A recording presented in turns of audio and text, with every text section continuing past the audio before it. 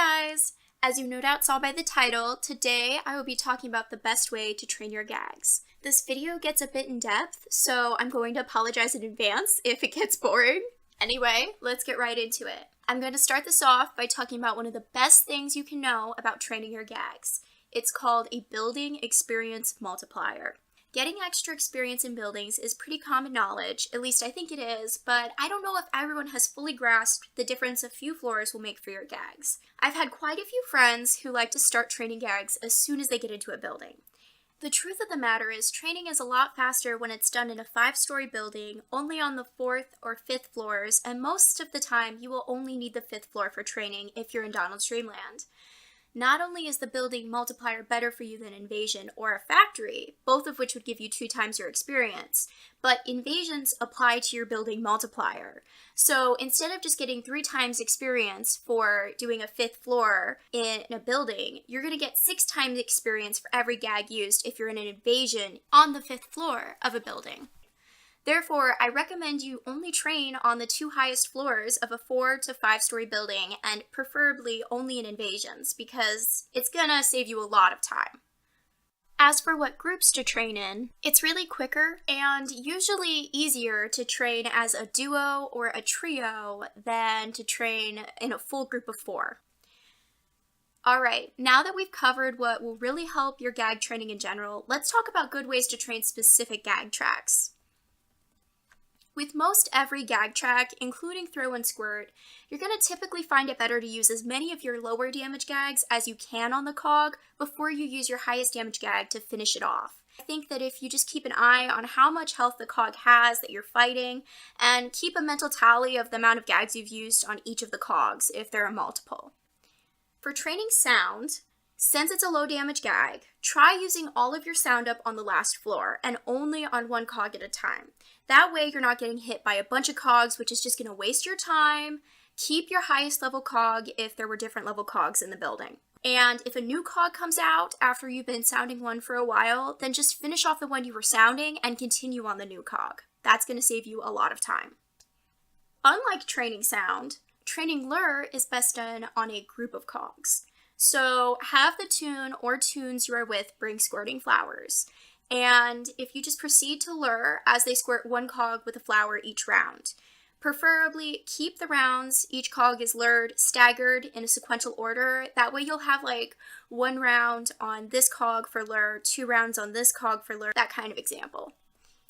In training tune-up, you're going to want to get to the last floor of the building and then get down to 1 or 2 cogs. And then you and your friend are going to proceed to pass while you guys get hit, and then you're going to tune them up. With tune-up, unlike other gags, I recommend you start with your highest level tune-up. That way, you'll reach 300 XP quicker.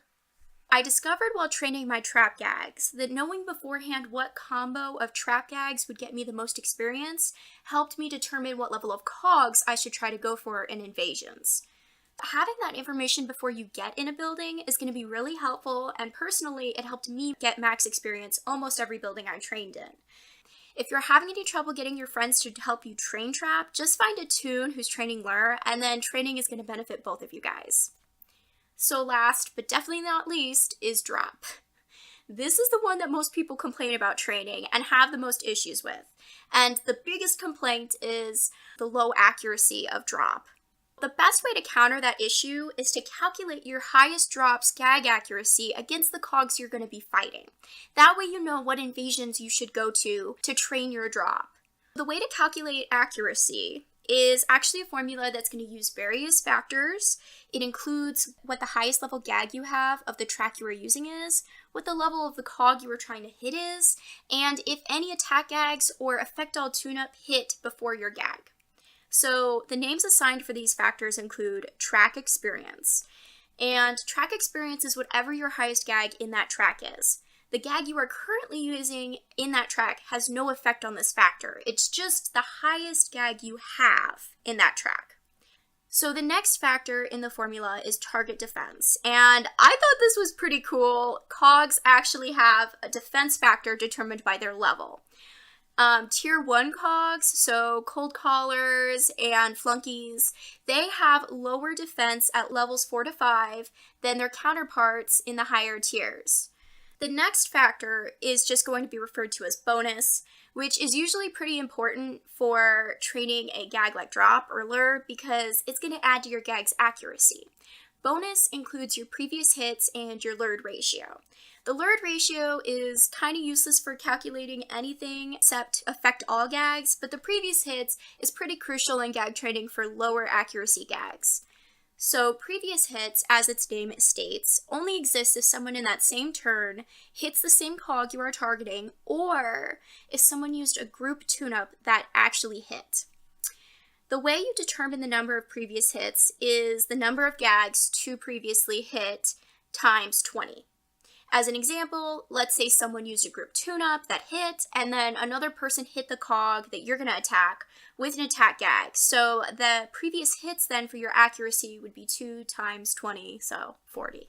If we applied the gag accuracy formula to using a sandbag, with that being your highest level drop in this example, on a level 5 tier 1 cog, that one of your friends hit with a squirting flower, the formula would end up being 50, which is your prop accuracy. That's going to be the same no matter what for your drop. You're always going to include 50 first, plus 10 in your track experience, plus minus 15 in your target defense, plus 20 for your previous hits, and that would equal 65% accuracy for your drop.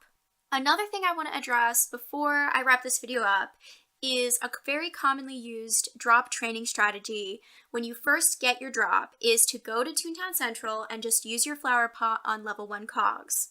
The reason why I do not recommend this strategy is because the accuracy of the flower pot hitting is 48%. You have a less than 50% chance that your drop is going to hit with that method.